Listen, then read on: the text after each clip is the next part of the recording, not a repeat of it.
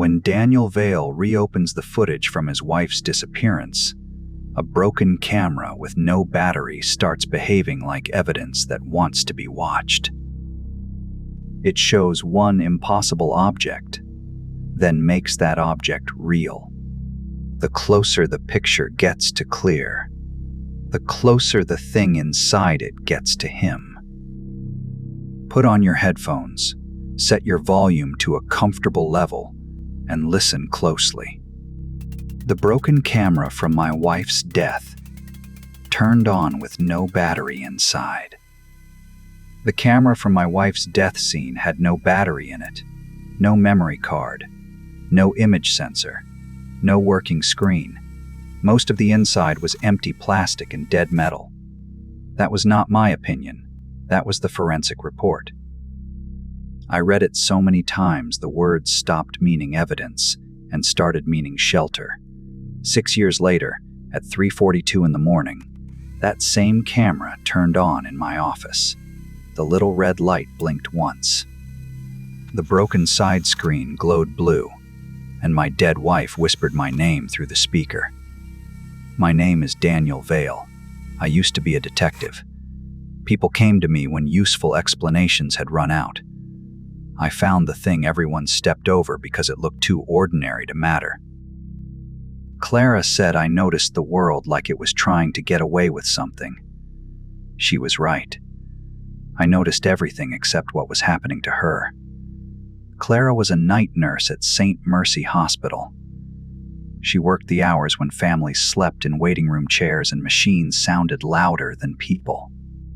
She came home smelling like hospital soap and peppermint gum.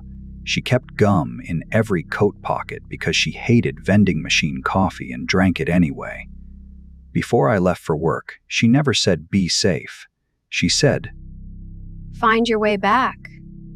It was our ordinary little sentence, the kind of thing a marriage says so often it stops sounding important.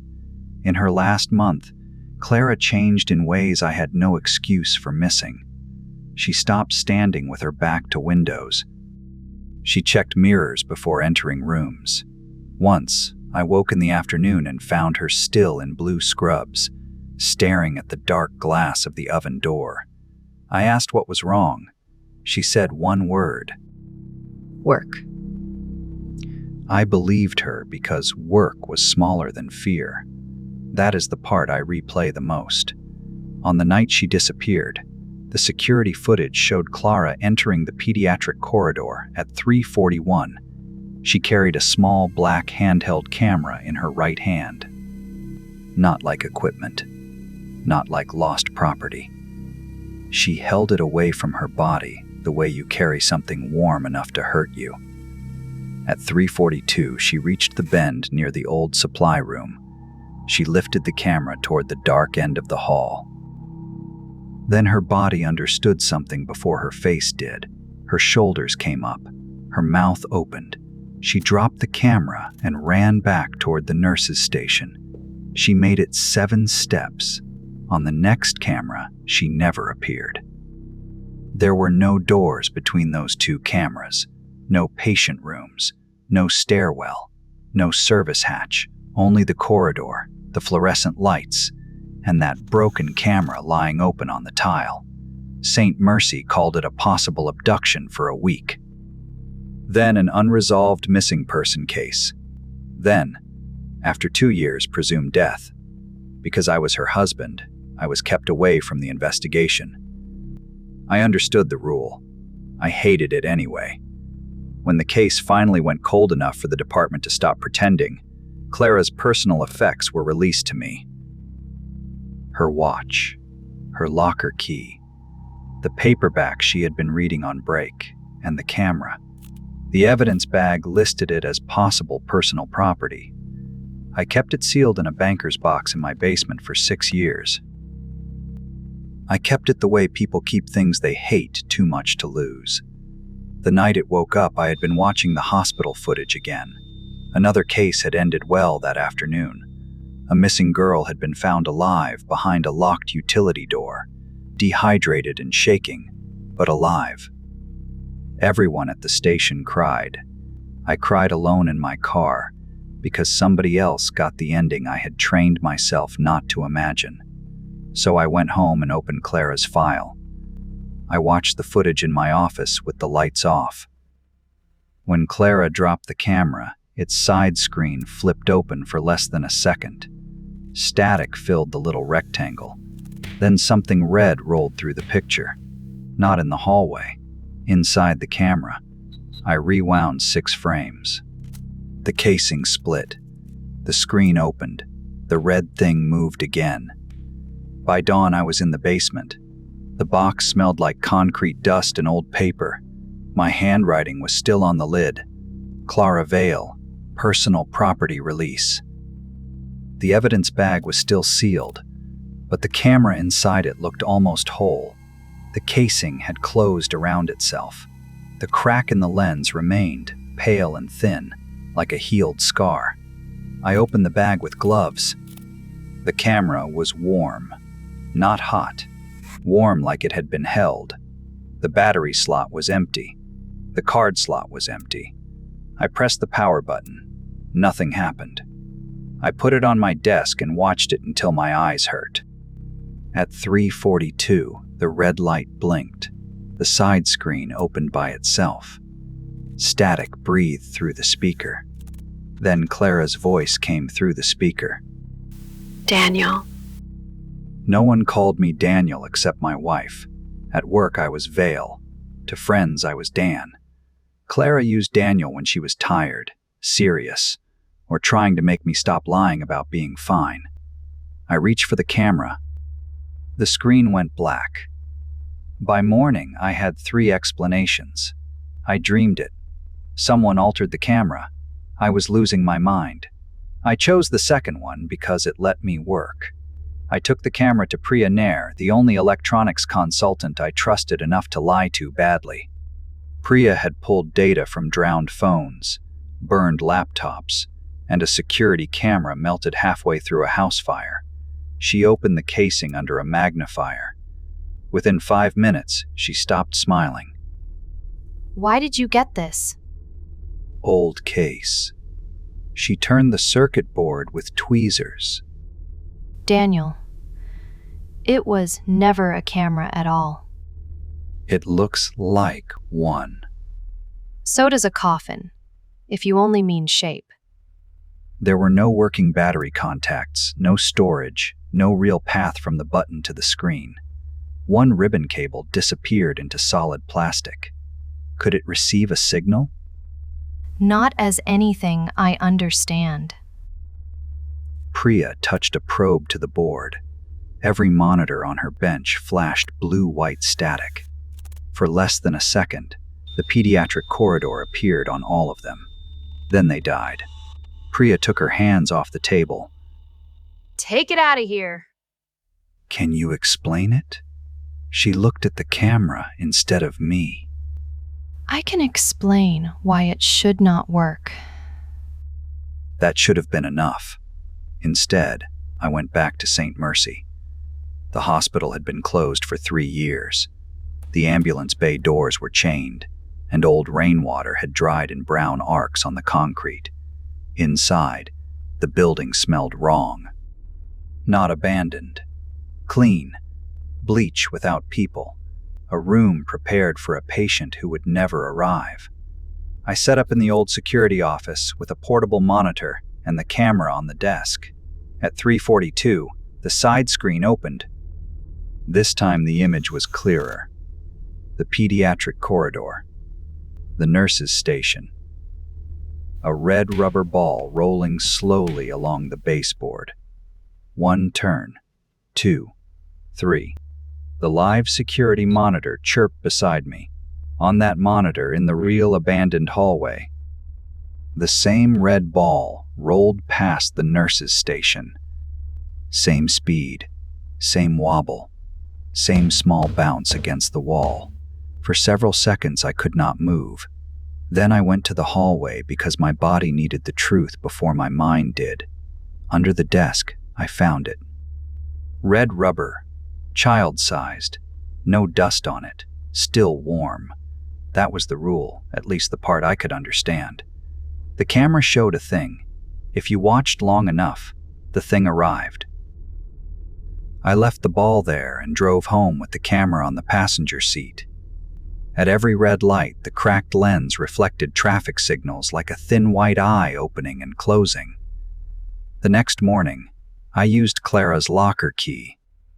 St. Mercy had told me her locker was emptied after she disappeared. They had lied. In a basement overflow room, behind dented filing cabinets, her key opened a narrow gray locker with her name scratched into the paint. Inside was an incident report and a note in Clara's handwriting. The report was dated 9 days before she vanished. Patient devices activating at 3:42 in the morning. Unknown video signal visible on unpowered screen. Pediatric corridor affected. Do not view image to completion. At the bottom, risk management had written one sentence in blue ink. Do not enter device anomaly into official incident log. Not no device, not no event, no record. They had believed Clara enough to bury the problem. They had not failed her by accident. That changed the shape of my anger. Someone understood there was a problem and chose the version that made the hospital least responsible. Clara's note was shorter. Daniel, if you find this, I am sorry. It wants a witness. It gets clearer when we look. Do not watch the picture clear. I sat on the basement floor with that note in my hand and finally understood why Clara had run. Not because she abandoned me, because she had learned the only way to fight it. She stopped looking. At 3:42 that night, the camera turned on again. The screen showed Clara's hand holding it 6 years earlier. Her thumbnail was split at the edge, the way it always was when she worried it with her teeth. The red ball sat in the middle of the corridor. From the dark end of the hall, my voice spoke. Clara. The camera shook in her hand. My voice came again. Clara, look at me. It sounded almost right, but it missed the breath between words. Clara whispered. You are not him. The voice answered. I can be. Static covered the picture before I saw what stood at the end of the hall. I wanted to smash the camera. Instead, I held it tighter. It knew I would choose one more second. The next morning, Priya called. Her voice sounded thin and far away. Vale, the lab cameras caught something after you left. Do not watch it. Silence. Then, too late. I closed my eyes. What did you see? Your hospital hallway, on my bench monitor, then a red ball under my work table. Leave the building. It is warm. I drove there faster than I should have. Priya stood in the parking lot with both hands wrapped around a paper cup she had not drunk from. She would not look back at the lab door. The ball was exactly where she said. Under the work table. Clean. Warm. No dust on it. The camera had never shown her lab, only the hospital. That was when I understood the limit had moved. The camera was no longer just showing St. Mercy. It was bringing St. Mercy with it. Or I was.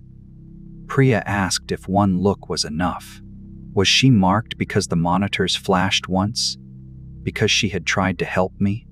Because I had needed proof more than I needed to keep her safe? I had nothing to give her. So I told her to go home, unplug every camera in the building, and call me if anything turned on by itself. She said, You brought it here. I said, I know. There was no forgiveness in her face. I did not deserve any. I went back to St. Mercy for the last time because I thought I could end it by refusing the final image. That was the lie I used to make guilt sound like courage. I set up in the security office again.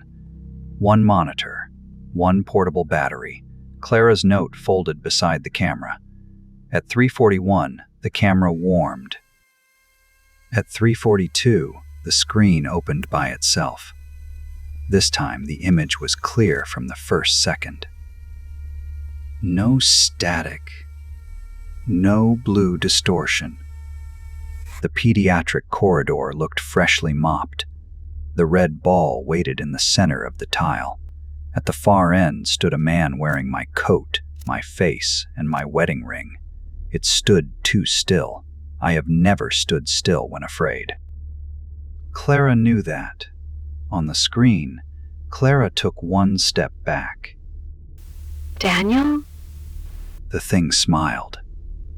I do not smile when I am afraid either. Clara dropped the camera. The image spun, tile, light, her shoes running.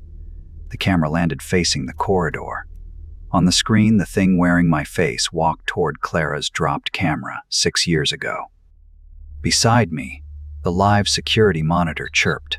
Something was walking toward the office now. Same pace, same corridor, 6 years apart, step matching step. The picture was clear enough. The hospital was answering. I heard bare feet on tile outside the door.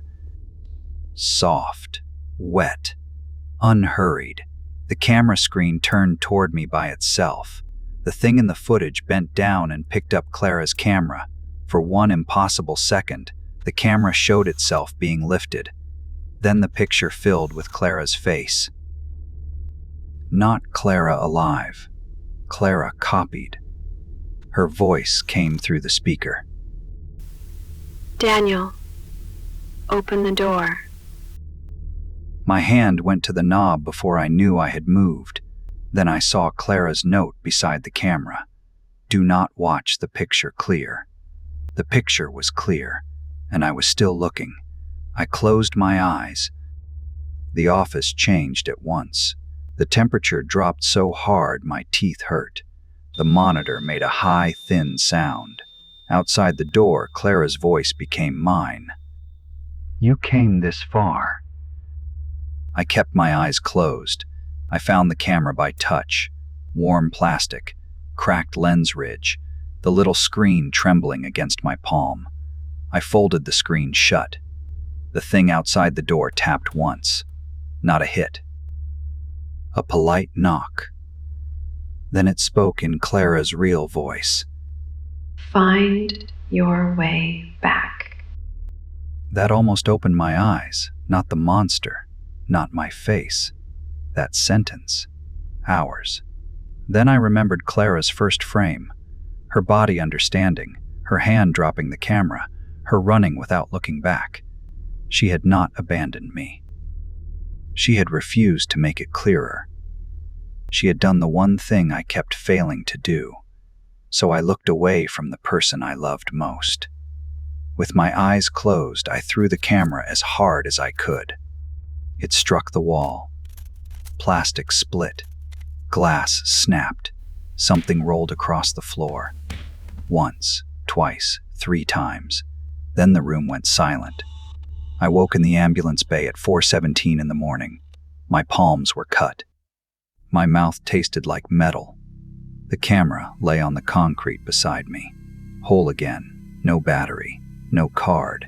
No working screen until it wanted one. I did not take it home. That is the one good decision I can still name. I sealed it in a hazardous evidence locker myself and wrote enough warnings to keep any clerk from releasing it as property. The next morning, the locker was still locked. The evidence bag was still sealed. The camera was gone. Inside the bag was the red rubber ball, clean, warm, no dust on it. I resigned before the month ended. People said it was grief. I let them. Grief was easier for them to understand than the truth. Last week, a hospital 2 states away made the morning news after a night nurse vanished during a power failure. Behind the reporter, on a desk near the nurse's station, sat a small black handheld camera. The lens had a pale crack down the middle. The clip aired at 3:42 in the morning. I saved one frame before the station replaced it. I should have deleted it. I did not. The frame is open on my laptop as I record this. Then, 10 minutes ago, the little red recording light in the picture turned on. I know what that makes this confession. Another look. Another witness. So listen to me. If you ever find an old camera with a cracked lens and no battery, do not test it. Do not open the screen. Do not take it back to the place someone disappeared. If it turns on at 3:42, leave before the picture clears. And if someone you love speaks through the speaker, do not answer. It learns from grief. It learns from need. It does not need you to believe. It only needs you to keep looking.